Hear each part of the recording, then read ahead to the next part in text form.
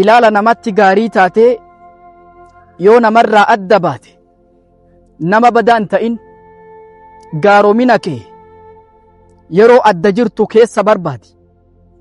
dalagaan sadii cimtuu jedhe imaamu shaafi'iin. aljuudu fi qilla, yeroo waa takka hin qabne ufii keetiifuu dhabaadha, ufii arjaadha. walkhawfu fi khulwa, yeroo namarraa adda baate rabbi eeggatuun rabbi sodaatuun dalagaa cimtuudha. walistiqaamatu calaa minhaja alhaqqi amaama alfitan, mokkorri tokko yoo namatti argame diin irratti sabaata godhatuun dalagaa cimtuudha. namni nama duratti gaarii ta'e erga namarraa gore sodaa rabbii hin qabne akka waan nama saalfatee rabbiirraa saalfatuu dhabeeti. dargaggeessa tokkotu intala wahii fuudhee manatti galfate.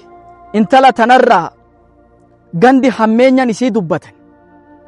namichi hin beeyne garuu aga isitti dabalame kaanat caabidatan, ibaadaa keessatti cimtuudha.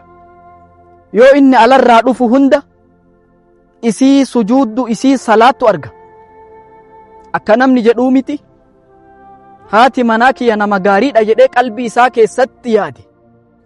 yoo inni galu hunda hin salaatti, ibaadaa irratti cimtuudha. in ajaa'ibsiifate. hisdiidhaaf gandi intala hammeenyan dubbata malee isiin nama gaariidha jedhee qalbii keessatti raggahe jedhe.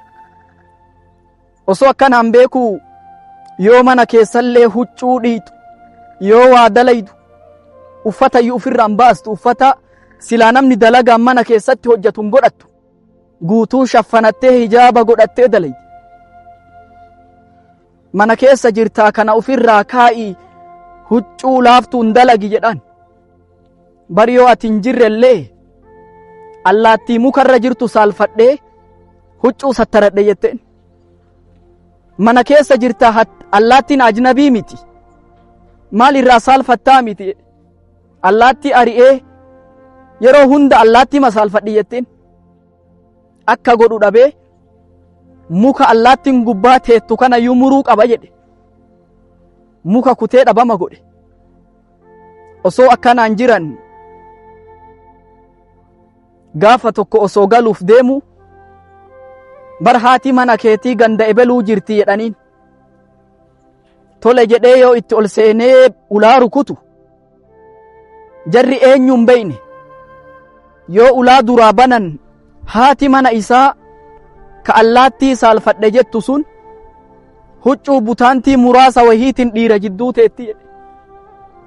rifadhee waan godhu dhabee dubbatuu dadhabee isillee dhiisee manallee dhiisee dalagallee dhiisee ganda sanii bahe jedhe rifadhee.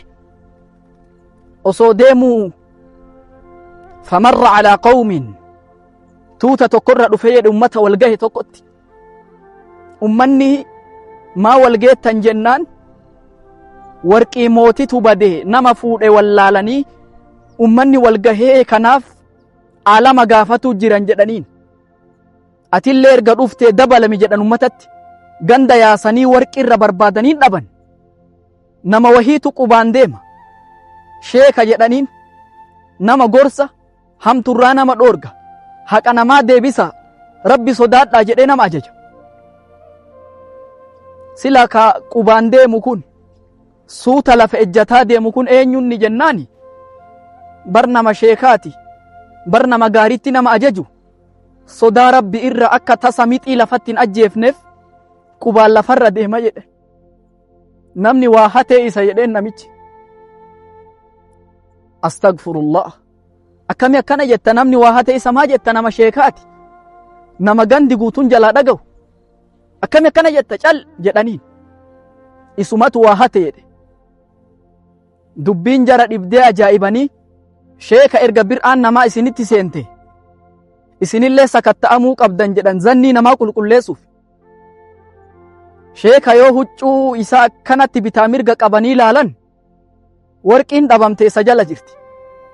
ummanni guutuun rifatee nama sheekaa nama gaariitti nu ajaju, nama hamturraa nu dhoorgu akkamitti warqii hatee jedhan ummanni fudhatuu dide ajaa'ibanii. abuu ati akkamitti beeyte jedhaniin akkamitti beeytee jedhanii gaafatan. Namni tokko waan tokko keessatti yoo tafriixa ta'ee daangaa dabarse waan biraa dhoysaa jiraa beekaa jedhe. Addiinu wasat diinan nabii jiddu galeessa. Walan yushadda addiina ahadun alayhi illaa galaba. Namni tokko ofirratti jabeessee wanni sun isa injifatu malee na fedha rasuulli. Addiinu buniyat ala taysiiri la tacsiir.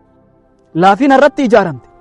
Yoo waan tokko namni tafriixa ta'e ofirratti jabeesse waan biraa dhoysaa jiraa beekaa jedhe. Wassalaamu alaykum wa rahmatullahi wa barakaatuh.